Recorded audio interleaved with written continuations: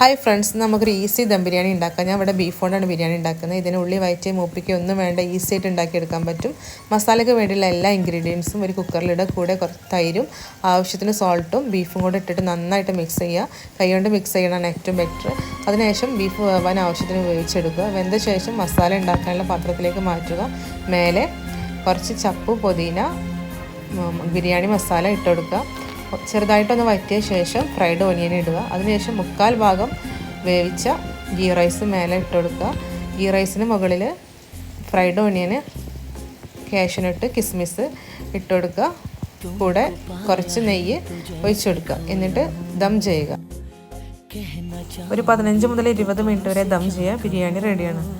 ഇത് ഉണ്ടാക്കിയെടുക്കാൻ ഭയങ്കര ഈസിയാണ്, പക്ഷെ നല്ല ടേസ്റ്റിയാണ്. എല്ലാവരും ഒന്ന് ട്രൈ ചെയ്ത് നോക്കുക. അടിപൊളിയാണ്.